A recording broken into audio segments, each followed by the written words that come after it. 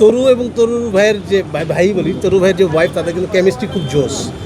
তারা একসাথে যারা দেখেন তারা কিন্তু দেখবেন যে ওরা অল টাইম একসাথেই থাকে।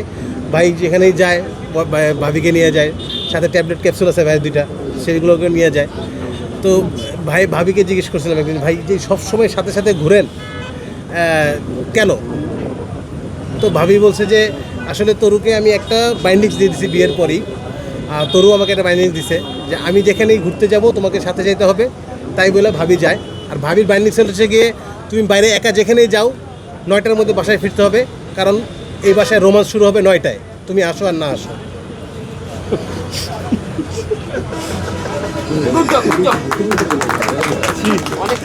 আমি জানি এটাও কেটে দিবেন, দিতে পারবেন না।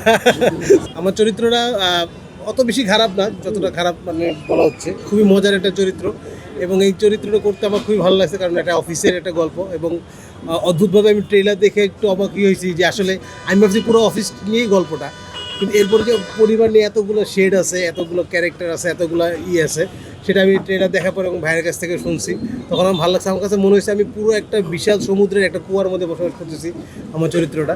কিন্তু এই চরিত্রটার মধ্যে সবচেয়ে বড় অবদান হচ্ছে আমাদের সম্রাট ভাই। উনি আমাকে কয়েকটা ছোট্ট ছোট্ট মুদ্রা এবং ক্যারেক্টার স্টিক্সটা ডেভেলপ করার জন্য দিয়েছেন, যে রাগ করাটা। তো ওই জিনিসগুলো হয়তো আমি করতে পারছি, এবং ভাইয়া বলতে পারবেন আর ভালো আমি কতটুকু আসলে অ্যাডাপ্ট করতে পারছি। আমি ট্রাই করছি চরিত্রটাকে আর একটু ফানি করার, একটু মজার করার, এবং ব্যাপারটাকে সিরিয়াসলি নিছি, যতই মজা করি। This is not a part of joke, তাই না ভাই?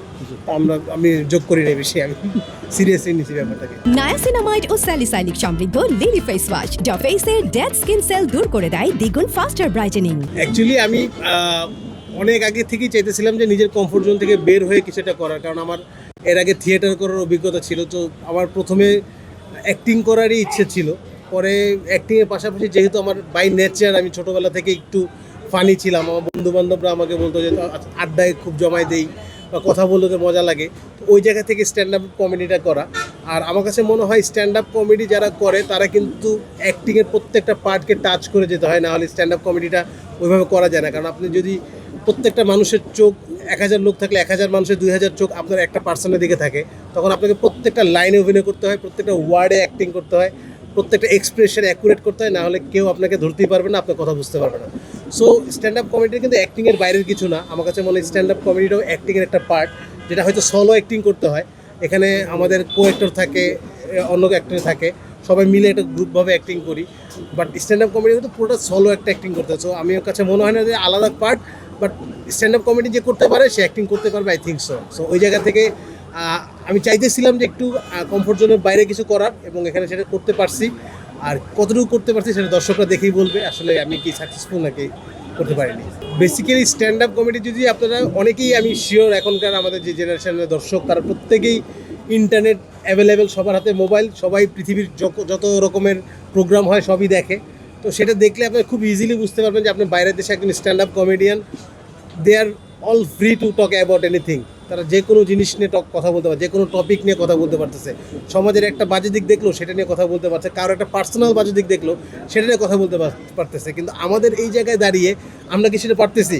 আমি আজকে যদি কাউকে শুধরানোর জন্য বা তাকে একটু মোটিভেট করার জন্য কথা বলতে চাই, তাকে কথা বলে তার মতো 10 জন এসে আমাকে পরের দিন গায়েব করে দেবে, বা তার জন্য আমাকে থ্রেট খেতে হবে, আমাকে ব্যাড কমেন্টের মুখোমুখি হতে হবে, আমার পেজের রিপোর্ট আসবে, আমার নামে আমার পরিবার একটা হুমকির মুখে পড়বে। সো সেই জায়গা থেকে যত কিছু হোক, আলটিমেটলি আমরা প্রত্যেকেই পরিবার নিয়ে এখানে বসবাস করি। তো আমাদের ফ্যামিলি থেকেও চাই যে না বাবা এমন কিছু বলো না, এমন কিছু করো না। এবং একটা যে কোথাও যদি আপনি প্রোগ্রাম করতে যান সেখানে বারবার বলে দেওয়া হয় ভাই এমন কিছু বলো না, এই টপিক বাদ, ওই টপিক বাদ, এই টপিক বাদ।